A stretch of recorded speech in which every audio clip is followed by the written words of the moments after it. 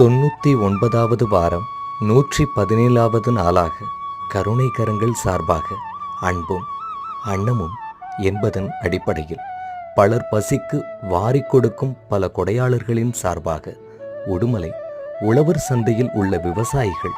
சிறு வியாபாரிகள் மற்றும் பொதுமக்களுக்கு வாரந்தோறும் ஞாயிற்றுக்கிழமை மட்டும் அமுதக்கஞ்சி அன்ன தர்மமாக வழங்கப்படுகிறது.